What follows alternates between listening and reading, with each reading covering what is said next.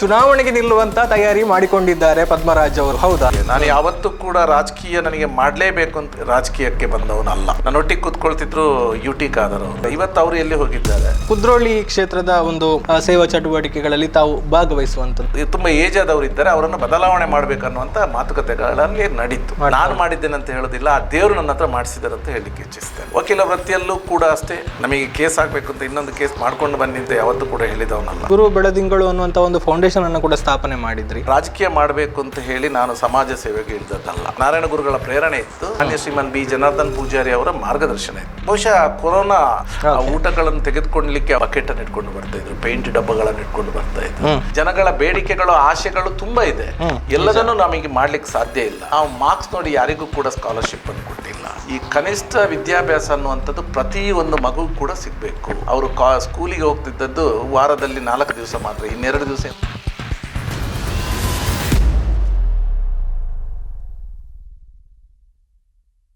ಬಹುಶಃ ನೀವು ಸಮಾಜ ಸೇವೆಯನ್ನ ಈ ಒಂದು ಕೆಲಸ ಕಾರ್ಯಗಳನ್ನು ಆರಂಭ ಮಾಡುವಾಗ ಮುಂದೊಂದು ದಿನ ನಾನು ರಾಜಕೀಯಕ್ಕೆ ಹೋಗ್ತೇನೆ ಅನ್ನುವಂತ ಒಂದು ಚಿಂತನೆ ಅಥವಾ ಕಲ್ಪನೆ ಏನಾದ್ರೂ ಇತ್ತ ನಿಮಗೆ ಅಂತ? 0.1% ಕೂಡ ಇರಲಿಲ್ಲ. ನಾನು ಹೇಳಿದೆಲ್ಲ, ನನಗೆ ರಾಜಕೀಯಕ್ಕೆ ಹೋಗ್ಬೇಕು ಅಂತಾದ್ರೆ ನಾನು ಇದನ್ನು ಎಲ್ಲ ಮುಚ್ಚಿ ಇಟ್ಕೊಂಡು ಮಾಡ್ಬೇಕು ಅನ್ನೋದು ಏನೂ ಇರಲಿಲ್ಲ. ಯಾಕೆ ಅಂತ ಹೇಳಿದ್ರೆ ನನಗೆ ಕೂಡ ಕ್ವಾಲಿಫಿಕೇಶನ್ ಇತ್ತು. ನನಗೆ ಎಲ್ಲಿ ಕೂಡ ನಾನು ರಾಜಕೀಯಕ್ಕೆ ಹೋಗ್ಲಿಕ್ಕೆ ಆಗೋದಿಲ್ಲ ಅಂತ ನನಗೆ ಬೇರೆ ಏನು ಡಿಸ್ಕ್ವಾಲಿಫಿಕೇಶನ್ ಏನೂ ಇಲ್ಲ. ನನಗೆಲ್ಲ ಅರ್ಹತೆಗಳಿತ್ತು. ಆದರೆ ರಾಜಕೀಯ ಅಂದ್ರೆ ನನಗೇನೋ ನಾನು ಇದು ಸ್ವಲ್ಪ ಹೊಲಸು, ನಮಗಿದು ಆಗ್ಲಿಕ್ಕಿಲ್ಲ ಅನ್ನುವಂಥ ಭಾವನೆ ನನ್ನಲ್ಲಿ ಇತ್ತು. ಆದರೆ ಮುಂದೊಂದು ದಿನ ನಾನು ಆಲೋಚನೆ ಮಾಡ್ಕೊಂಡು ಬರಬೇಕಾದ್ರೆ ನನಗೆ ಅನಿಸ್ತು, ನಾವು ಎಲ್ಲರೂ ಈ ರಾಜಕೀಯದಲ್ಲಿ ನಾವು ನೋಡ್ತಿದ್ದೇವೆ ಏನೆಲ್ಲ ಆಗ್ತಾ ಇದೆ ಅಂತ. ನಮಗೆ ಕೂಡ ಸಮಾಜದ ಬಗ್ಗೆ ನಮಗೆ ಕೂಡ ಕಳಕಳಿ ಇದೆ. ಒಂದು ವಿಶೇಷವಾಗಿ ಸಮಾಜದಲ್ಲಿ ವಿದ್ಯಾವಂತರು ಅಂತ ಯಾರು ಇರ್ತಾರೆ ಅಥವಾ ಪ್ರೊಫೆಷನಲ್ಸ್ ಯಾರು ಇರ್ತಾರೆ, ಸಮಾಜದ ಬಗ್ಗೆ ಕೂಡ ನಮ್ಮ ಗಮನ ಇರುತ್ತೆ. ಆ ಗಮನಗಳನ್ನು ನಾವು ಅಲ್ಲಿ ಕೊಡ್ತಾ ಇರಬೇಕಾದ್ರೆ ಏನೆಲ್ಲ ನಡೀತಿದೆಪ್ಪ ಈ ಸಮಾಜದಲ್ಲಿ, ನಾವೆಲ್ಲರೂ ಹಿಂದೆ ನಿಂತರೆ ಇದನ್ನು ಸರಿಯಾಗೋದು ಯಾವಾಗ ಅನ್ನುವಂಥ ಒಂದು ಆ ನಿಟ್ಟಿನಲ್ಲಿ ರಾಜಕೀಯಕ್ಕೆ ನಾನಾಗಿ ಮತ್ತೆಯೂ ರಾಜಕೀಯಕ್ಕೆ ಹೋಗ್ಲಿಲ್ಲ. ಓಕೆ, ರಾಜಕೀಯ ಪ್ರವೇಶದ ಬಗ್ಗೆ ಮಾತನಾಡೋದಿದ್ರೆ 2023 ವಿಧಾನಸಭಾ ಚುನಾವಣೆಯ ಸಂದರ್ಭದಲ್ಲಿ ತಾವು ಸಕ್ರಿಯವಾಗಿ ಒಂದು ಪಕ್ಷದಲ್ಲಿ ಗುರುತಿಸಿಕೊಂಡು ರಾಜಕಾರಣಿಯಾಗಿ ಗುರುತಿಸಿಕೊಂಡ್ರಿ. ಸೊ ಅದು ಕಳೆದ ವಿಧಾನಸಭೆಯ ಚುನಾವಣೆಯ ಸಂದರ್ಭದಲ್ಲೇ ಯಾಕಾಯ್ತು ಅಂತ? ನೋಡಿ, ಕೆಲವು ಪತ್ರಿಕೆಗಳು ಮೀಡಿಯಾಗಳು ಪ್ರಸಾರ ಮಾಡಿದ್ದು ಪದ್ಮರಾಜ ಆಕಾಂಕ್ಷಿ ಆಗಿದ್ದಾರೆ ಅಂತ, ಟಿಕೆಟ್ ಆಕಾಂಕ್ಷಿ ಆಗಿದ್ದಾರೆ, ಪ್ರಯತ್ನ ಪಡ್ತಾ ಇದ್ದಾರೆ. ಆಕಾಂಕ್ಷಿ ಆಗಿರ್ಲಿಲ್ಲ ನೀವು? ನೋ, ಇರ್ಲಿಲ್ಲ, ಖಂಡಿತ ಇಲ್ಲ, ಖಂಡಿತ ಇರಲಿಲ್ಲ. ನಾನು ಹೇಳ್ತೇನೆ ಇವತ್ತು ನಿಮಗೆ ಖಂಡಿತವಾಗಿ, ನಾನು ಎಲ್ಲಿಯೂ ಕೂಡ ಆಕಾಂಕ್ಷಿ ಇರಲಿಲ್ಲ. ಕಾರಣ ನಾನು ಇದ್ದದ್ದು ನನ್ನ ಒಂದು ಏನು ಸಿದ್ಧಾಂತಗಳಿದೆ ಅದಕ್ಕೆ ಸೂಟ್ ಆಗುವಂತ ಪಕ್ಷ ಇದೆ, ಅದು ಕಾಂಗ್ರೆಸ್ ಪಕ್ಷ. ನಾನು ಕಾಂಗ್ರೆಸ್ ಪಕ್ಷದ ಪರವಾಗಿ ಒಲವಿದ್ದಂಥವನು. ಈ ಹಿಂದೆ ಕೂಡ ಜನಾರ್ದನ್ ಪೂಜಾರಿ ಅವರು ಎಲೆಕ್ಷನ್ ನಿಂತಾಗ ಅವರ ಪರವಾಗಿ ಕೆಲಸ ಮಾಡಿದ್ದೇನೆ. ಮಿಥುನ್ ರೈ ಇದ್ದಾಗಲೂ ಕೂಡ ನಾನು ಕೆಲಸ ಮಾಡಿದ್ದೇನೆ. ನಾನು ಕಾಂಗ್ರೆಸ್ ಪಕ್ಷದ ಒಬ್ಬ ಕಾರ್ಯಕರ್ತನಾಗಿದ್ದೆ ಅಷ್ಟೇ, ನಾನು ರಾಜಕೀಯ ಅಲ್ಲ ಅಂತ. ಅದರಲ್ಲಿ ಏನಾಯ್ತು ಅಂತ ಹೇಳಿದ್ರೆ, ಕಳೆದ ಬಾರಿ ಈ ಪಕ್ಷದ ಅಭ್ಯರ್ಥಿಗಳನ್ನು ಆಯ್ಕೆ ಮಾಡಬೇಕಾದ್ರೆ ಈ ಅವರು ಅವ್ರದ್ದೇ ಆದಂತ ಸರ್ವೆಗಳನ್ನು ಮಾಡಿಸಿದ್ರು. KPCC ಮಾಡಿಸಿದ್ರು, AICC ಮಾಡಿಸಿದ್ರು, ಇಂಟೆಲಿಜೆನ್ಸ್ ರಿಪೋರ್ಟ್ಸ್ ಇತ್ತು, ಇದೆಲ್ಲ ಮಾಡಿಸಿದ್ರು, ಹಂತಗಳಲ್ಲೆಲ್ಲ ಮಾಡ್ಕೊಂಡು ಹೋಗಿದ್ರು. ಈ ವಿಶೇಷವಾಗಿ ಕಾಂಗ್ರೆಸ್ ಪಕ್ಷದಿಂದ ಯಾರಾದ್ರೂ ಅಭ್ಯರ್ಥಿ ಅವನು ಇದು ಪಕ್ಷದಲ್ಲಿ ಕಂಟೆಸ್ಟ್ ಮಾಡ್ಬೇಕು ಅಂತ ಇದ್ರೆ ಅವನು 2 ಲಕ್ಷ ರೂಪಾಯಿ ಕೊಟ್ಟು ಅರ್ಜಿ ಹಾಕುವಂತ ಒಂದು ಕ್ರಮ ಕೂಡ ಇತ್ತು, ಎಲ್ರಿಗೂ ಅನ್ವಯ ಆಗುತ್ತೆ. ನಾನೇನು ಅರ್ಜಿ ಹಾಕ್ಲಿಲ್ಲ ಎಲ್ಲಿ ಕೂಡ. ಆದ್ರೆ ಈ ಸರ್ವೆಯಲ್ಲಿ ನನ್ನ ಹೆಸರು, ನನಗೆ ಒಂದು ಟಿಕೆಟ್ ಕೊಟ್ಟರೆ ದಕ್ಷಿಣ ಕನ್ನಡದಲ್ಲಿ 3-4 ಸೀಟ್ ಆರಾಮಾಗಿ ವಿನ್ ಆಗ್ಬೋದು ಎನ್ನುವಂಥ ಒಂದು ಸೂಚನೆಗಳನ್ನು ಏನು ಇವರು ಇದು ಮಾಡ್ಕೊಂಡಿದ್ರು, ಸರ್ವೆಗಳನ್ನು ಮಾಡಿದ್ರು, ಅದರಿಂದ ಬಂತು ಅಂತ ಹೇಳಿ ಸ್ಕ್ರೀನಿಂಗ್ ಕಮಿಟಿಯವರು ನನ್ನನ್ನು ಕರೆಸಿದ್ದು ನಿಜ. ಕಾಂಗ್ರೆಸ್ನ ಸ್ಕ್ರೀನಿಂಗ್ ಕಮಿಟಿಯವರು, AICC ಅವರು ನನ್ನನ್ನು ಕರೆಸಿದ್ರು. ಅದಕ್ಕೋಸ್ಕರನೇ ದಿಲ್ಲಿಗೆ ಹೋಗಿದ್ರು ಪದ್ಮರಾಜ್? ಹೌದು, ಡೆಲ್ಲಿಗಲ್ಲ, ಮೊದಲಿಗೆ ನಾನು ಬೆಂಗಳೂರಿನಲ್ಲಿ ಕರೆಸಿ ಮಾತನಾಡಿದ್ರು. ನನಗೆ ಬೇರೆ ಬೇರೆ ಕ್ಷೇತ್ರಗಳಲ್ಲೂ ಸ್ಪರ್ಧಿಸಲು ಅವರು ನನಗೆ ಆಫರ್ ಮಾಡಿದ್ರು. ನಿಜವಾಗ್ಲೂ ಹೇಳಿದ್ರೆ ನಾನು ಎಲ್ಲಿಯಾದ್ರೂ ಅವರು ಹೇಳಿದ ಸೂಚಿಸಿದ ಕ್ಷೇತ್ರಗಳಲ್ಲಿ ನಾನು ಸ್ಪರ್ಧೆ ಮಾಡೋದಾದ್ರೆ ನಾನು ಈ ವಿಧಾನಸಭೆಯಲ್ಲೇ ಸ್ಪರ್ಧಿಸಬೇಕಿತ್ತು. ಆದ್ರೆ ನಾನು ಯಾವುದು ಒಪ್ಪಲಿಲ್ಲ. ನನಗೆ ನೀವು ಕೊಡುವುದು ಅಂತ ಹೇಳಿದ್ರೆ ಮಂಗಳೂರು ದಕ್ಷಿಣದಲ್ಲಿ ಕೊಡಿ. ಅದಕ್ಕೆ ಕಾರಣ ಏನು ಅಂತ ಹೇಳಿದ್ರೆ, ಬಹುಶಃ ನಾನೊಬ್ಬ ಜಾತ್ಯತೀತ ನಿಲುವನ್ನು ಹೊಂದಿರುವಂತ ವ್ಯಕ್ತಿ. ಎಲ್ಲರೊಟ್ಟಿಗೆ ನಾನು ಬೆಳೆದು ಬಂದವನು. ನಾನು ಏನು ತಿಳ್ಕೊಂಡಿದ್ದೇನಂತೆ, ಮನುಷ್ಯ ಜಾತಿ ಇದು ಧರ್ಮದಲ್ಲಿ ಯಾರು ಕೂಡ ಅರ್ಜಿ ಹಾಕಿ ಹುಟ್ಟಿದವರಲ್ಲ. ನಮ್ದು ಎಲ್ರಿದ್ದು ರಕ್ತದ ಬಣ್ಣ ಒಂದೇ, ಕಣ್ಣೀರಿನ ಬಣ್ಣ ಕೂಡ ಒಂದೇ. ಏನೋ ಒಂದು ಪದ್ಧತಿ, ಜಾತಿ ಪದ್ಧತಿ ಇದೆ, ಇದ್ರಲ್ಲಿ ನಾವು ಬದುಕೊಂಡು ಬರ್ತಾ ಇದ್ದೇವೆ. ನಮ್ಮ ಸಂವಿಧಾನ ಇದೆ, ಭಾರತಕ್ಕೆ ಇವತ್ತು ಬಹಳಷ್ಟು ಗೌರವದಿಂದ ಎಲ್ಲರೂ ನೋಡ್ತಾರೆ. ಯಾಕೆ ಅಂತ ಹೇಳಿದ್ರೆ ನಮ್ಮಲ್ಲಿರುವಂತಹ ವಿಭಿನ್ನ ಸಂಸ್ಕೃತಿಗಳು, ಎಲ್ಲ ಜಾತಿಯವರು, ಎಲ್ಲ ಧರ್ಮದವರು ಪರಸ್ಪರ ಒಬ್ರನ್ನೊಬ್ರು ಗೌರವಿಸಿ ಬಾಳುವಂಥದ್ದು ಇದ್ದಂಥ ವಿಶೇಷವಾದಂತಹ ಒಂದು ರಾಷ್ಟ್ರ ಯಾವುದಂತ ಇದ್ರೆ ಅದು ಭಾರತ ದೇಶ. ಇಂಥ ದೇಶದಲ್ಲಿ ನಾವಿರ್ಬೇಕಂದ್ರೆ ಇದೆಲ್ಲರೂ ನಮಗೆಲ್ಲರಿಗೂ ಹೆಮ್ಮೆ. ಈ ಮಂಗಳೂರಿನಲ್ಲಿ ನಮ್ಮ ಸಂಸ್ಕೃತಿ ಕೂಡ ಇದೇ ರೀತಿಯಲ್ಲಿ ಬಹಳ ಒಳ್ಳೆಯದ್ರಲ್ಲಿತ್ತು. ನಾವು ನೋಡ್ತಿದ್ದೇವೆ ಈ ಹಿಂದಿನ ಬಿಸ್ನೆಸ್ ಪಾರ್ಟ್ನರ್ಸ್, ಮುಸ್ಲಿಮ್ಸ್, ಹಿಂದೂಸ್ ಇವರೆಲ್ಲ ಒಟ್ಟಾಗಿ ಎಷ್ಟು ಒಳ್ಳೆ, ಕ್ಯಾಥಲಿಕ್ಸ್ ಎಲ್ಲ ಬಹಳ ಇದರಿಂದ ಇದ್ದವರು, ಅನ್ಯೋನ್ಯವಾಗಿ ಬಾಳಿದಂಥವ್ರು. ಆದರೆ ಯಾಕೋ ಬರ್ತಾ ಬರ್ತಾ ಈ ಪರಿಸ್ಥಿತಿ ಬದಲಾಗ್ತಾ ಬಂತು. ಇಲ್ಲಿ ಈ ಒಂದು ಕಮ್ಯುನಲ್ ಡಿಸ್ಟರ್ಬೆನ್ಸ್ ಇರುವಂತಹ ಒಂದು ಪ್ರದೇಶ ಅಂತ ಇಲ್ಲೊಂದು ದೊಡ್ಡ ಟ್ಯಾಗ್ ಬಿತ್ತು. ಇದು ಬಹುಶಃ ಇದು ಕ್ರಮೇಣ ಏನಾಯ್ತು ಅಂತ ಹೇಳಿದ್ರೆ ಕೋಸ್ಟಲ್ ಕರ್ನಾಟಕಕ್ಕೆ ಇದು ಹಬ್ತು. ಇದರದ್ದು ಹೆಡ್ ಕ್ವಾರ್ಟರ್ಸ್ ಯಾವುದು ಅಂತ ಕೇಳಿದ್ರೆ ಮಂಗಳೂರು ಅಂತ ಬಂತು. ಮಂಗಳೂರಿನಲ್ಲಿ ನಾನು ನೋಡಿದಾಗ ಇಂಥ ಜನಗಳು ಯಾರು ಇಲ್ಲ, ಬಹಳ ಕಡಿಮೆ ಇರುವಂಥದ್ದು. ರಾಜಕಾರಣಿಗಳು ಅವರ ಸ್ವಾರ್ಥಕ್ಕೋಸ್ಕರ ಈ ತರ ಮಾಡಿದರೆ ವಿನಃ, ಆದ್ರೆ ಇಲ್ಲಿ ಆ ಥರದ ಜನಗಳಿಲ್ಲ. ಇರ್ಬೋದು 95% ಜನಗಳು ಇರ್ಬೋದು, ಬೇರೆ ಬೇರೆ ಕಮ್ಯುನಿಟಿಯಲ್ಲಿ, ಎಲ್ಲ ಕಮ್ಯುನಿಟಿಯಲ್ಲಿ ಇದ್ದಾರೆ. ನಾನು ಅವ್ರು ಇವರು ಅಂತ ಹೇಳೋದಿಲ್ಲ. ಉಳಿದ 95% ಜನಗಳಿಗೆ ಒಳ್ಳೆದ್ರಲ್ಲಿ ಬಾಳ್ಬೇಕು, ನಾವು ಮೊದಲಿನವಾಗಿ ಅನ್ಯೋನ್ಯವಾಗಿರ್ಬೇಕು ಅನ್ನೋಂಥ ಆಸೆ ಇದೆ, ಸಹ ಬಾಳ್ವೆ ಬಯಸ್ತಾ ಇದ್ದಾರೆ. ಇದು ಆಗ್ತಾ ಇಲ್ಲ. ಇದನ್ನು ಒಂದು ಸರಿ ಮಾಡ್ಬೇಕಂತ ಒಂದು ಕನಸು ಕಂಡವನು ನಾನು. ಈ ಹಿಂದಿನ ಮಂಗಳೂರು ಕಾಣಬೇಕು ಅನ್ನುವಂಥ ಇದರಿಂದ ನಾನು ಮಂಗಳೂರು ಸೌತ್ ಅನ್ನು ಯಾಕೆ ಆಯ್ದುಕೊಂಡೆ ಅಂತ ಹೇಳಿದ್ರೆ, ಮಂಗಳೂರು ಸೌತ್ ಇದಕ್ಕೆ ಈ ಕೋಸ್ಟಲ್ ಕರ್ನಾಟಕದಲ್ಲಿ ನಾವು ಹಿಂದುತ್ವ ಅಂತ ಒಂದು ಬ್ರ್ಯಾಂಡ್ ಫ್ಯಾಕ್ಟರಿ ಅಂತ, ಇದಕ್ಕೆ ಹೆಡ್ ಕ್ವಾರ್ಟರ್ಸ್ ಯಾವ್ದು ಅಂತ ಕೇಳಿದ್ರೆ ಮಂಗಳೂರಿನಲ್ಲಿ ಬರುವಂತಹ ಪ್ರಮುಖ ಕ್ಷೇತ್ರದಲ್ಲಿ ಮಂಗಳೂರು ದಕ್ಷಿಣ. ನನ್ನ ಕಾರ್ಯವ್ಯಾಪ್ತಿ ಇದ್ದದ್ದು ಕೂಡ ಮಂಗಳೂರು ದಕ್ಷಿಣ. ನನ್ನ ಪ್ರೊಫೆಷನ್ ಇದ್ದದ್ದು ಮಂಗಳೂರು ದಕ್ಷಿಣ. ನಾನು ಒಂದು ಸಮಾಜಮುಖಿ ಕೆಲಸಗಳಲ್ಲಿ ತೊಡಗಿಸಿಕೊಂಡದ್ದು ಅಥವಾ ಒಂದು ದೇವಸ್ಥಾನದ ಟ್ರಸ್ಟಿಯಾಗಿ ಕೋಶಾಧಿಕಾರಿಯ ಕೆಲಸ ಮಾಡ್ಕೊಂಡಿದ್ದದ್ದು ಮಂಗಳೂರು ದಕ್ಷಿಣ ಕ್ಷೇತ್ರದಲ್ಲಿರುವಂಥ ಕುದ್ರೋಳಿ ಗೋಕರ್ಣ ಅಂತ ಕ್ಷೇತ್ರ. ನನ್ನ ಮನೆ ಇರುವಂಥದ್ದು ಕಪಿತಾನ್ಯ ಶಾಲೆ, ಅದು ಕೂಡ ಮಂಗಳೂರು ದಕ್ಷಿಣ. ಆದ್ರಿಂದ ನಿಮಗೆ ಸಾಧ್ಯ ಇದ್ರೆ ಕೊಡೋದಾದ್ರೆ ಅಲ್ಲಿ ಕೊಟ್ರೆ ನಾನು ಕಂಟೆಸ್ಟ್ ಮಾಡ್ತೇನೆ ಅಂತ ನಾನು ಹೇಳಿದ್ದು ನಿಜ. ಆದ್ರೆ ಆ ಒಂದು ಸೀಟನ್ನು ಕೊಡ್ಲಿಕ್ಕೆ ನಮಗೆ ಸಾಧ್ಯ ಆಗ್ಲಿಕ್ಕಿಲ್ಲ, ಬಹಳ ಕಷ್ಟ ಇದೆ. ಕರ್ನಾಟಕದ ರಾಜ್ಯದಲ್ಲಿ 2 ಸೀಟನ್ನು ನಾವು ಕ್ರೈಸ್ತರಿಗೆ ಕೊಡುತ್ತಿರುವಂತದ್ದು, ಒಂದು ಬೆಂಗಳೂರಿನಲ್ಲಿ, ಇನ್ನೊಂದು ಮಂಗಳೂರಿನಲ್ಲಿ. ಅದರಿಂದ ಅದು ಸ್ವಲ್ಪ ಕಷ್ಟ ಆಗ್ಬೋದು, ನೀವು ಬೇರೆ ಸೀಟನ್ನು ಇದು ಮಾಡ್ಕೊಳ್ಳಿತ್ತ ನನಗೆ ಅವರು ಸಲಹೆ ಸೂಚನೆಗಳನ್ನು ಕೊಟ್ಟಿದ್ರು, ಬೇರೆ ಬೇರೆ ಕ್ಷೇತ್ರಗಳ ಆಫರ್ ಅನ್ನು ಕೊಟ್ಟಿದ್ರು. ನಾನು ಒಪ್ಪಿರ್ಲಿಲ್ಲ. ಆದ್ರೂ ಕೂಡ ಕಾಂಗ್ರೆಸ್ ಪಕ್ಷ ನನ್ನನ್ನು ಗುರುತಿಸ್ತು. ಕೊನೆಯವರೆಗೂ ನನಗೆ ದಕ್ಷಿಣದಲ್ಲಿ ಸೀಟನ್ನು ಕೊಡ್ಲಿಕ್ಕೆ ಅವರು ಪ್ರಯತ್ನ ಪಟ್ಟರು. ಆದ್ರೆ ಬೇರೆ ಬೇರೆ ಕಾರಣಗಳಿರುತ್ತೆ. ಒಂದು ರಾಷ್ಟ್ರೀಯ ಪಕ್ಷಗಳಂತ ಹೇಳಿದ ತಕ್ಷಣ ಅಷ್ಟು ಸುಲಭದಲ್ಲಿ ಎಲ್ಲನ್ನೂ ನಿಭಾಯಿಸ್ಲಿಕ್ಕೂ ಆಗೋದಿಲ್ಲ. ಕ್ರೈಸ್ತರು ಕಾಂಗ್ರೆಸ್ ಪಕ್ಷದ ಒಂದು ಮತದಾರರು, ಅದಲ್ಲದೆ ಕ್ರೈಸ್ತರ ಕೊಡುಗೆ ಈ ಸಮಾಜಕ್ಕೆ ಬಹಳಷ್ಟಿದೆ. ಇವತ್ತು ನಾವೆಲ್ಲ ಬೇರೆ ಬೇರೆ ರೀತಿಯಲ್ಲಿ ಮಾತಾಡ್ಕೊಳ್ತೇವೆ. ನಾನಿರ್ಬೋದು, ಇನ್ನು ನಮ್ಮ ಹಿರಿಯರುಗಳಿರ್ಬೋದು, ಹೆಚ್ಚಿನವರು ಕಲಿತದ್ದು ಯಾವುದು ವಿದ್ಯಾಸಂಸ್ಥೆಗಳು ಅಂತ ಕೇಳಿದ್ರೆ ಕ್ರೈಸ್ತ ವಿದ್ಯಾಸಂಸ್ಥೆಗಳಲ್ಲಿ. ದೊಡ್ಡ ದೊಡ್ಡ ಆಸ್ಪತ್ರೆಗಳು, ಚಾರಿಟೇಬಲ್ ಹಾಸ್ಪಿಟಲ್ಗಳಿದ್ರೆ ಅದು ಕ್ರೈಸ್ತ ಹಾಸ್ಪಿಟಲ್ಗಳಿದ್ದದ್ದು. ಅಂಥದ್ದಿರುವಾಗ ಅವರಿಗೂ ಕೂಡ ಒಂದು ಸಾಮಾಜಿಕ ನ್ಯಾಯದ ಅಡಿಯಲ್ಲಿ ಅವರಿಗೆ ಕೊಡುವಂಥದ್ದು ಕೂಡ ಒಂದು ರಾಷ್ಟ್ರೀಯ ಪಕ್ಷಗಳ ಕರ್ತವ್ಯ ಕೂಡ ಆಗಿರುತ್ತೆ. ಆದ್ರಿಂದ ಅವರಿಗೆ ಅದರಲ್ಲಿ ಕೊಡ್ಲಿಕ್ಕೆ ಆಗ್ಲಿಲ್ಲ. ಸರಿ, ನಾನು ಒಂದು ಅರ್ಜಿ ಹಾಕದೆ, ನನ್ನನ್ನು ಅಷ್ಟರ ಮಟ್ಟಿಗೆ ಇವರು ನನ್ನನ್ನು ಗುರುತಿಸಿದ್ರ ಅನ್ನೋಂಥ ಒಂದು ಸಂತೋಷ ನನಗಿತ್ತು. ಅದ್ರ ನಂತರ ನನ್ನನ್ನು ಪಾರ್ಟಿಗೆ ನೀವು ಅಧಿಕೃತವಾಗಿ ಸೇರಬೇಕು, ನೀವು ಇರಬೇಕು ಅಂತ ಹೇಳಿ ಒತ್ತಾಯವನ್ನು ಮಾಡಿದ್ರು. ಫಸ್ಟಿಗೆ ನಾನು ಸ್ವಲ್ಪ ನಿರಾಕರಿಸಿದೆ. ಅಂದ್ರೆ ನಾನು ಕಾಂಗ್ರೆಸ್ನಲ್ಲೇ ಇರುವಂಥವನು, ಕಾಂಗ್ರೆಸ್ನ ನಾನು ಒಂದು ಸಾಮಾನ್ಯ ಕಾರ್ಯಕರ್ತನಾಗಿ ಉಳಿತೇನೆ ಅಂತ ಹೇಳುವಾಗ, ಇಲ್ಲ ನೀವು ಸ್ವಲ್ಪ ಪೋಸ್ಟರ್ ತಗೊಳ್ಬೇಕು, ಇದನ್ನು ಕಾಂಗ್ರೆಸ್ ಪಕ್ಷವನ್ನು ಬೆಳೆಸಬೇಕು ಅನ್ನುವಂಥ ಮಾತನ್ನು ನನಗೆ ಹೇಳಿ ಅವರು ಹಿರಿಯರಿಗೆ ಹೇಳಿದಾಗ, ನಾನು ಯಾವಾಗಲೂ ಕೂಡ ಹಿರಿಯರಿಗೆ ಗೌರವ ಕೊಡೋದು ನಮ್ಮೆಲ್ಲರ ಕರ್ತವ್ಯ, ನಮ್ಮ ಭಾರತ ದೇಶದ ಸಂಸ್ಕೃತಿ ಕೂಡ ಹೌದು. ಓಕೆ, ಅಂದ್ರೆ ಆ ಸಂದರ್ಭದಲ್ಲಿ ಕೂಡ ಒಂದು ಮಾತು ಕೇಳಿ ಬಂತು, ಪ್ರಾಥಮಿಕ ಸದಸ್ಯತ್ವ ಕೂಡ ಮೊದಲು ಇರಲಿಲ್ಲ. ಅಂದ್ರೆ ಅವಕಾಶ ಕೊಡೋದಿದ್ರೆ ಅನೇಕ ಹಿರಿಯರಿದ್ರು, ಕಾರ್ಯಕರ್ತರಿದ್ರು, ತುಂಬಾ ವರ್ಷದಿಂದ ಕೆಲಸ ಮಾಡುವವರಿದ್ರು. ಆದರೆ ಪದ್ಮರಾಜ್ ಅವರಿಗೆ KPCC ಪ್ರಧಾನ ಕಾರ್ಯದರ್ಶಿ ಹುದ್ದೆಯನ್ನು ಕೊಟ್ಟರು ಅನ್ನುವಂಥದ್ದು. ನೋಡಿ, ಬಹುಶಃ ಯಾರೆಲ್ಲ ಈ ಒಂದು ಆಪಾದನೆಗಳನ್ನು ಮಾಡಿದ್ರು, ಅವರು ಇದು ಪ್ರಾಥಮಿಕ ಸದಸ್ಯ ಅಂತ ಹೇಳಿ ಕಾಂಗ್ರೆಸ್ ಪಕ್ಷದಲ್ಲಿ ಅಥವಾ ಯಾವುದೇ ಪಕ್ಷದಲ್ಲಿ ಮೊದಲು ಈ ಮೆಂಬರ್ಶಿಪ್ ಅನ್ನೋದು ಇರಲಿಲ್ಲ. ಎಲ್ಲರೂ ಸೇರಿ ಕೆಲಸ ಮಾಡ್ಕೊಂಡು ಹೋಗ್ತಿರುವಂಥದ್ದು. ಮೆಂಬರ್ಶಿಪ್ ಅನ್ನುವಂಥದ್ದು ಇರಲಿಲ್ಲ, ಎಲ್ಲರೂ ಸೇರ್ಕೊಂಡು. ನಾನು ಹಾಗೆ ನೋಡ್ಲಿಕ್ಕೆ ಹೋದ್ರೆ ನಾನು 92 ಇಂದ ನಾನು ಒಂದು ಕಾರ್ಯಕರ್ತ, ನಾನು ಆಕ್ಟಿವ್ ಸಕ್ರಿಯ ರಾಜಕಾರಣದಲ್ಲಿ ಇರಲಿಲ್ಲ ಅಷ್ಟೇ. ಓಕೆ. ಬಟ್ ನಾನು 92 ಇಂದಲೂ ನಾನು ಇದ್ದೆ. ನಾನು ಜನಾರ್ದನ್ ಪೂಜಾರಿ ಅವರೊಟ್ಟಿಗೆ ಕೆಲಸ ಮಾಡಿದ್ದೇನೆ, ಅದೇ ಮಿಥುನ್ ರೈ ಅವರ ಇದರಲ್ಲಿ ಕೆಲಸ ಮಾಡಿದ್ದೇನೆ, ಅಥವಾ ನಮ್ಮ ಲೋಬೋ ಅವ್ರನಿಂದ ಕೂಡ ನಾನು ಕೆಲಸ ಮಾಡಿದ್ದೇನೆ. ಆದ್ರೆ ಇಲ್ಲಿ ಏನಾಯ್ತು ಅಂತ ಹೇಳಿದ್ರೆ, ನಿಜ ಹೇಳಬೇಕು ಅಂತ ಹೇಳಿದ್ರೆ, ಈ ರಾಜಕೀಯ ವ್ಯವಸ್ಥೆ ಅಡಿಯಲ್ಲಿ ಕೆಲವೊಂದು ನಿರ್ಧಾರಗಳು ಹಿಂದುಳಿದ ಸಮಾಜದ ವಿರುದ್ಧವಾಗಿ ಹೋಗ್ತಾ ಇರಬೇಕಾದ್ರೆ ಅದನ್ನು ಟೀಕೆ ಮಾಡುವಂತ ಕೆಲಸಗಳು ಆರಂಭವಾದವು. ನನ್ನನ್ನು ಇವರು ಒಂದು ರಾಜಕೀಯ ಪಕ್ಷದ ಏಜೆಂಟ್ ಅಂತ ಹೇಳಿ ಬಿಂಬಿಸುವಂತ ಒಂದು ಕೆಲಸ ಅಲ್ಲಿ ನಡೀತು.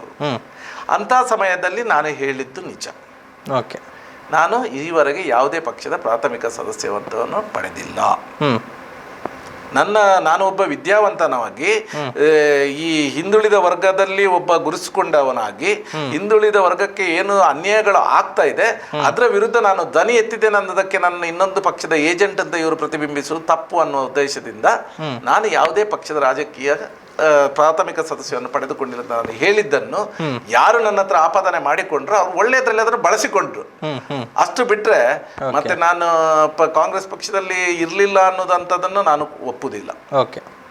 ನಾನು ಸಕ್ರಿಯವಾಗಿ ನಾನು ಕೆಲಸ ಮಾಡ್ತಾ ಇರ್ಲಿಲ್ಲ. ಎಲ್ಲರೂ ಕೂಡ ಒಂದೊಂದು ಪಕ್ಷದಲ್ಲೇ ಒಲವಿರುತ್ತೆ. ಈಗ ನಾನು ಜೀವನದಲ್ಲಿ ಏನೋ ಒಂದು ನನ್ನ ಸಿದ್ಧಾಂತಗಳಂತ ಏನಿದೆ ಅದಕ್ಕೆ ಸೂಟ್ ಆಗುವಂತ ಪಕ್ಷ ಇದ್ರೆ ಕಾಂಗ್ರೆಸ್ ಪಕ್ಷ. ಯಾವತ್ತೂ ಕೂಡ ನಾನು ಕಾಂಗ್ರೆಸ್ ಪಕ್ಷದ ಒಂದು ಅಭಿಮಾನಿಯಾಗಿದ್ದೆ. ಬಿಜೆಪಿಯಲ್ಲಿ ಅಂತ ಅವಕಾಶಗಳಿಲ್ಲ. ಬಿಜೆಪಿಯಲ್ಲೂ ಕೂಡ ನನಗೆ ಬಹಳಷ್ಟು ಒಳ್ಳೆಯ ಸ್ನೇಹಿತರು ಇದ್ರು, ಈಗಲೂ ಇದ್ದಾರೆ. ಬಿಜೆಪಿಯಿಂದಲೂ ಕೂಡ ನನಗೆ ರಾಜಕೀಯ ಪಕ್ಷದಲ್ಲಿ ನೀವು ಸೇರ್ಬೇಕನ್ನುವಂತ ಆಹ್ವಾನಗಳು ಇತ್ತು. ಇನ್ವಿಟೇಷನ್ ಬಂದಿತ್ತು, ಯಾವತ್ತೋ ಇತ್ತು, ಈಗಲ್ಲ, ಬಹಳ ಹಿಂದೆ ಇತ್ತು. ಆದ್ರೆ ನಾನು ಖಂಡಿತವಾಗ್ಲೂ ನಾನು ರಾಜಕೀಯಕ್ಕೆ ಸೇರುವ ಯಾವುದೇ ಇರಾದೆ ಇರಲಿಲ್ಲ. ನಾನು ಅದರಿಂದ ಒಪ್ಕೊಂಡಿರ್ಲಿಲ್ಲ. ಹಾಗಿದ್ರೆ ಕಳೆದ ಬಾರಿ ಮಂಗಳೂರು ದಕ್ಷಿಣ ಕ್ಷೇತ್ರವನ್ನ ತ್ಯಾಗ ಮಾಡಿದ್ದು ಪದ್ಮರಾಜ್ ಅವರು. ಇಟ್ ಈಸ್ ನಾಟ್ ತ್ಯಾಗ. ನಾನು ತ್ಯಾಗ ಅಂತ ಹೇಳ್ತಾ ಇಲ್ಲ. ದಕ್ಷಿಣ ಕ್ಷೇತ್ರದಲ್ಲಿ ನನಗೆ ಅವ್ರು ಕೊಡ್ತಾ ಇದ್ರೆ ನಾನು ಅದನ್ನು ಕಂಟೆಸ್ಟ್ ಮಾಡ್ಲಿಕ್ಕೆ ರೆಡಿ ಇರ್ತಿದ್ದೆ. ನನಗೆ ಬೇರೆ ಸೀಟನ್ನು ಅವ್ರು ಕೊಟ್ಟಿದ್ರು, ನಾನು ಅದನ್ನ ತ್ಯಾಗ ಅಂತ ಹೇಳ್ಬೋದು. ಬಟ್ ಇದರಲ್ಲಿ ಅವರಿಗೆ ಬೇರೆ ಬೇರೆ ಸಮಸ್ಯೆಗಳಿದ್ದು, ನಾನು ಹೇಳಿದೆಲ್ಲ ಒಂದು ರಾಷ್ಟ್ರೀಯ ಪಕ್ಷ, ಅದರಲ್ಲಿ ಅವ್ರು ಕೊಡುದಿಲ್ಲ, ಅದು ಕೊಡ್ಲಿಕ್ಕೆ ಆಗ್ತಾನೆ ಇಲ್ಲ ಅಂತ ಹೇಳುವಾಗ ನಾನು ಅವರ ನಿರ್ಧಾರಕ್ಕೆ ತಲೆಬಾಗಿದ್ದೇನೆ. ಅವರಿಗೆ ನಾನು ಧನ್ಯವಾದಗಳನ್ನು ಹೇಳಿದ್ದೇನೆ.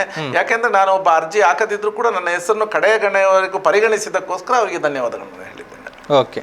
ಅಂದ್ರೆ ಕಳೆದ ಬಾರಿ ಕೈ ತಪ್ಪಿದ್ದು ಈ ಬಾರಿ ಸಿಗ್ತದೆ ಅನ್ನುವಂತ ನಿರೀಕ್ಷೆಗಳಿದೆ. ಆಲ್ಮೋಸ್ಟ್ ಟಿಕೆಟ್ ಕನ್ಫರ್ಮ್ ಆಗಿದೆ ಅನ್ನುವಂತ ಮಾತುಗಳು ಪದ್ಮರಾಜ್ ಅವರಿಗೆ ದಕ್ಷಿಣ ಕನ್ನಡ ಲೋಕಸಭಾ ಕ್ಷೇತ್ರದಿಂದ. ನೋಡಿ, ಇದಕ್ಕೆ ನಾನು ಹೌದು ಅಂತಾನೆ ಹೇಳುದಿಲ್ಲ, ಅಲ್ಲ ಅಂತಾನೆ ಹೇಳುದಿಲ್ಲ. ಯಾಕೆ ಅಂತ ಹೇಳಿದ್ರೆ, ನಾನು ಪಕ್ಷದ ನನ್ನನ್ನು ಪ್ರಧಾನ ಕಾರ್ಯದರ್ಶಿಯಾಗಿ ನೇಮಿಸಿದ್ರು. ಅದ್ರ ನಂತರ ಪಕ್ಷ ನಮಗೆ ಏನು ಸೂಚಿತ ಆ ಕೆಲಸಗಳನ್ನು ನಾನು ಬಹಳ ಒಂದು ನಿಸ್ವಾರ್ಥ ಮನೋಭಾವನೆಯನ್ನು ನಾನು ಮಾಡಿಕೊಂಡು ಬರ್ತಾ ಇದ್ದೇನೆ. ಅದ್ರ ನಂತರ ಪಕ್ಷ ಈಗ ನನ್ನನ್ನು ನೀವು ಸ್ಪರ್ಧಿಸಬೇಕು ಅಂತ ಹೇಳಿದ್ರೆ, ಅಥವಾ ನಮ್ಮ ಪಕ್ಷದ ಕಾರ್ಯಕರ್ತರ ಏನು ಅವರ ಒಂದು ಭಾವನೆಗಳಿದೆ ಆ ಭಾವನೆಗೆ ಗೌರವ ಕೊಡುವಂತ ಕೆಲಸ ನಾನೊಬ್ಬ ಪಕ್ಷದ ಪ್ರಧಾನ ಕಾರ್ಯದರ್ಶಿಯಾಗಿ ಮಾಡಬೇಕಾಗಿದ್ದು ನನ್ನ ಕರ್ತವ್ಯ. ಇದರಿಂದ ಇವತ್ತು ಪಕ್ಷದ ಬಹಳಷ್ಟು ಕಾರ್ಯಕರ್ತರಲ್ಲಿ ನನ್ನ ಬಗ್ಗೆ ಒಲವಿದೆ. ನಾಯಕರು ಕೂಡ ಇದನ್ನು ಗಮನಿಸಿದ್ದಾರೆ. ನನ್ನನ್ನು ಆಕಾಂಕ್ಷಿ ಅಂತ ನಾನು ಹೇಳಿದ್ದೇನೆ. ಅದು ಪಕ್ಷ ಇನ್ನು ಯಾರಿಗೆ ಅದನ್ನು ಟಿಕೆಟ್ ಕೊಡ್ತಾರ ಅದನ್ನು ನಾನು ಗೌರವಿಸಿ ಕೆಲಸ ಮಾಡುವಂಥದ್ದು. ಆಕಾಂಕ್ಷೆ ಅನ್ನುವಂಥದ್ದು ಈಗ ಬಹಿರಂಗವಾಗಿ ಹೇಳಿದ್ದೀರಿ ನೀವು. ಆಕಾಂಕ್ಷೆ ಇದೆ, ಟಿಕೆಟ್ ಕೊಟ್ರೆ ಖಂಡಿತ ಸ್ಪರ್ಧೆಯನ್ನ ಮಾಡ್ತೀರಿ ಅನ್ನುವಂಥದ್ದು. ಬಹಳಷ್ಟು ಹಿರಿಯರ ಹೆಸರು ಕೂಡ ಕೇಳಿ ಬರ್ತಾ ಇದೆ ನಿಮ್ಮ ಜೊತೆಗೆ. ಸೊ ಹಿರಿಯರಿಗೆ ಕೊಡಬೇಕು ಅನ್ನುವಂತ ಮಾತುಗಳು ಒಂದು ಕಡೆ ಆದ್ರೆ, ಇಲ್ಲ ಹೊಸಬರಿಗೆ ಯುವಕರಿಗೆ ಕೊಡಬೇಕು ಅನ್ನುವಂತ ಮಾತುಗಳು.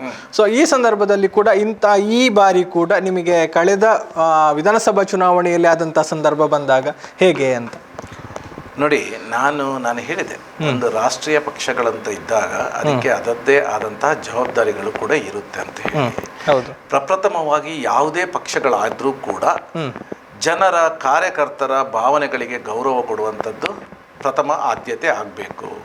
ನನಗೆ ಖಂಡಿತವಾಗ್ಲೂ ಕಾಂಗ್ರೆಸ್ ಪಕ್ಷದ ನಮ್ಮ ನಾಯಕರುಗಳ ವಿಶೇಷವಾಗಿ ನಮ್ಮ ಜಿಲ್ಲೆಯ ನಾಯಕರುಗಳಿರ್ಬೋದು, ಅಥವಾ ನಮ್ಮ KPCC ಅಧ್ಯಕ್ಷರಾದಂತಹ ಶ್ರೀಯುತ DK ಶಿವಕುಮಾರ್ ಸರ್ ಇರ್ಬೋದು, ನಮ್ಮ ಕರ್ನಾಟಕ ಕಂಡಂತಹ ಒಬ್ಬ ಬಹಳ ಶ್ರೇಷ್ಠ ನಮ್ಮ ಮುಖ್ಯಮಂತ್ರಿಗಳಾದಂತಹ ಸಿದ್ದರಾಮಯ್ಯನವರು ಇರ್ಬೋದು, ಇವರೆಲ್ಲ ಜನಗಳ ಭಾವನೆಗಳ ಬಗ್ಗೆ ಇವರಿಗೆ ಖಂಡಿತವಾಗ್ಲೂ ಅರಿವಿದೆ ಅಂತ ನಾನು ತಿಳ್ಕೊಂಡಿದ್ದೇನೆ. ಅದರ ಪ್ರಕಾರ ಅವರು ನೋಡಿ ಯಾರಿಗೆ ಟಿಕೆಟ್ ಕೊಟ್ಟರೂ ಕೂಡ ಅದನ್ನು ಗೌರವಿಸಿ ಕೆಲಸ ಮಾಡುವಂಥದ್ದು ನನ್ನ ಧರ್ಮ. ಅದನ್ನು ನಾನು ಮಾಡ್ತೇನೆ. ಒಂದು ವೇಳೆ ಟಿಕೆಟ್ ಸಿಕ್ಕಿದ್ರು ಅಥವಾ ಇಲ್ಲದಿದ್ರು ಕಾಂಗ್ರೆಸ್ನ ಅಭ್ಯರ್ಥಿ ಖಂಡಿತ ಸ್ಪರ್ಧೆಯನ್ನ ಮಾಡ್ತಾರೆ ದಕ್ಷಿಣ ಕನ್ನಡ ಜಿಲ್ಲೆಯಲ್ಲಿ.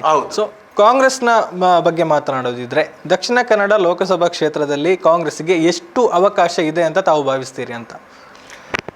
ನೋಡಿ, ಅವಕಾಶ ಖಂಡಿತವಾಗ್ಲೂ ಇದೆ, ಒಳ್ಳೆ ಅವಕಾಶಗಳಿದೆ. ಆದ್ರೆ ಗೆಲ್ಲೋದಿಕ್ಕೆ ಆಗ್ತಾ ಇಲ್ಲ. ಸ್ವಾಮಿ, ಮೊದಲು ಹಾಗಾದ್ರೆ ಕಾಂಗ್ರೆಸ್ ಪಕ್ಷನೇ ಬರ್ತಾ ಇತ್ತಲ್ಲ, ಅವಾಗ ಬಿಜೆಪಿ ಅವ್ರು ಗೆಲ್ಲಿಕ್ಕೆ ಆಗ್ತಾ ಇರಲಿಲ್ಲ ಅಂತ ಸುಮ್ಮನೆ ಕೊಡ್ಲಿಕ್ಕೆ ಆಗ್ತಾ ಇತ್ತ? ಮತ್ತೆ ಗೆಲ್ಲಿಲ್ವಾ ಬಿಜೆಪಿ? ಹೇಗೆ ಗೆಲ್ತದ?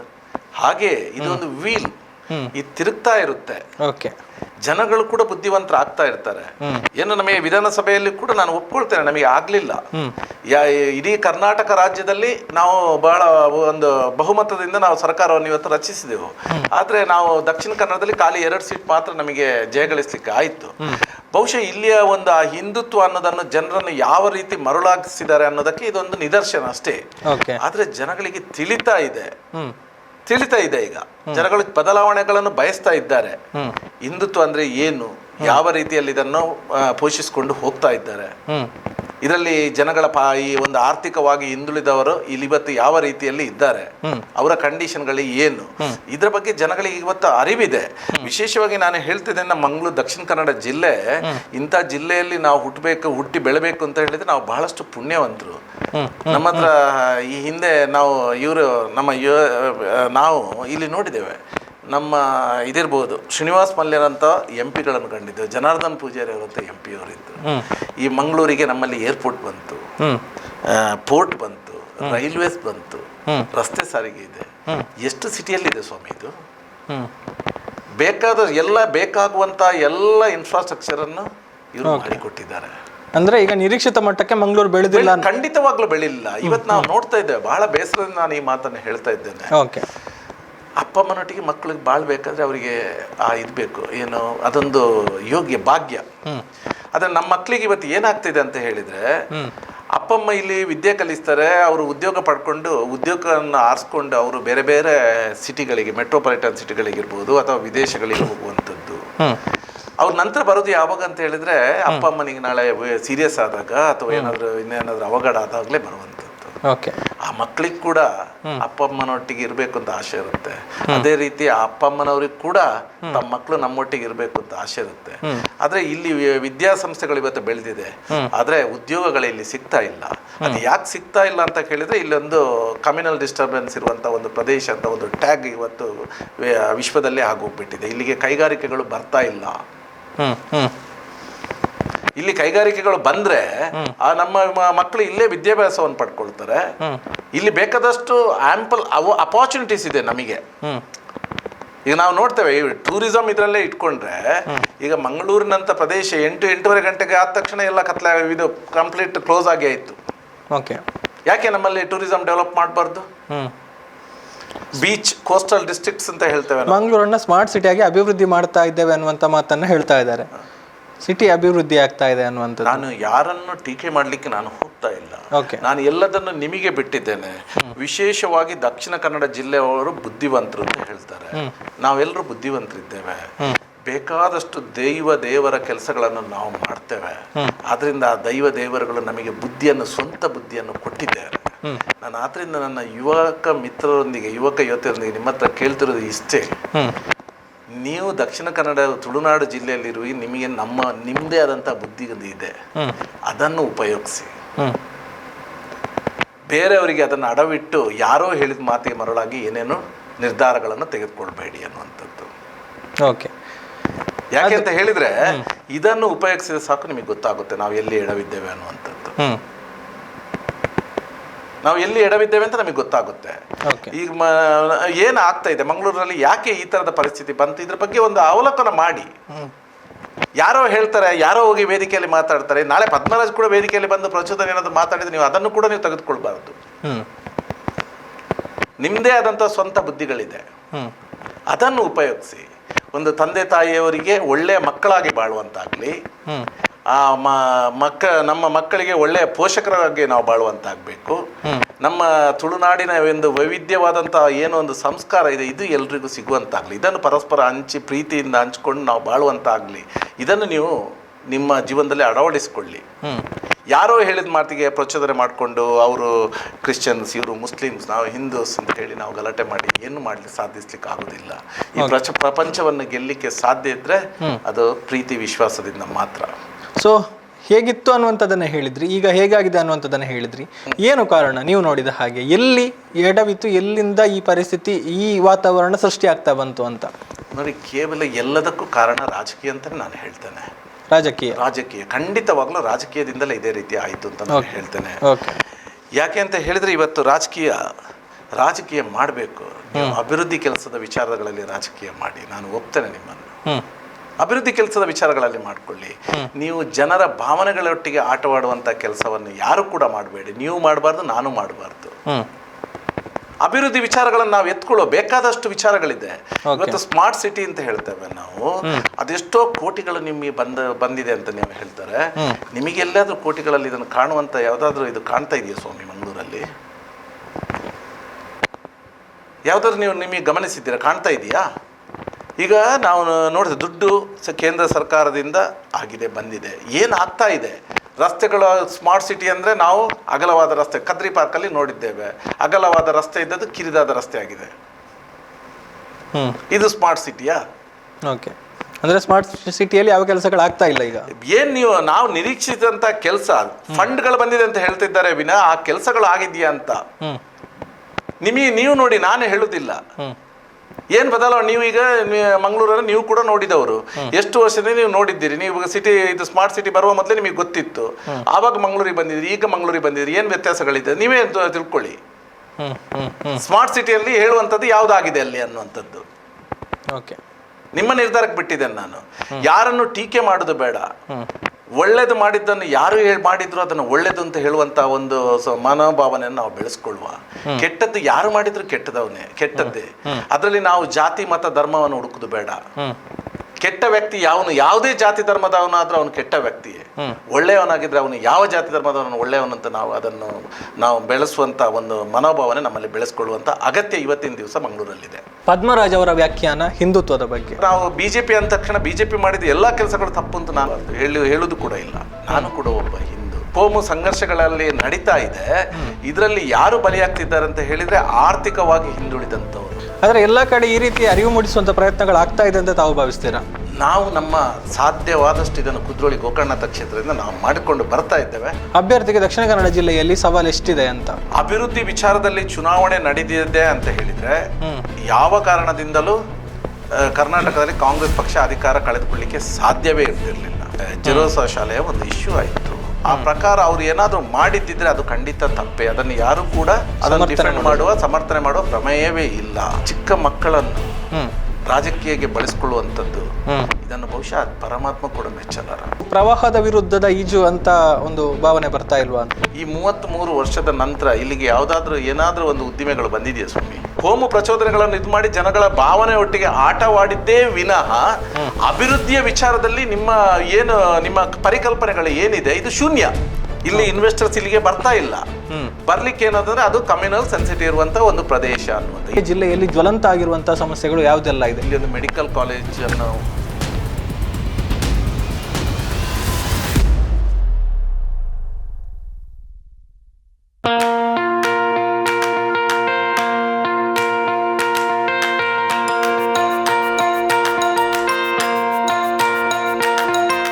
Dr. M.V. Shetty Institutions, Mangaluru. Empowering dreams and achieving greatness since 1985. Dr. M.V. Shetty College prides itself in its history of 38 years. It undertook path-breaking initiatives in Indian higher education with the introduction of innovative and modern curricula, insistence on academic discipline, imparting of holistic education, and adoption of global higher education practices with the support of creative and dedicated staff. First private college in Karnataka offering diverse healthcare programs offers you multiple of courses.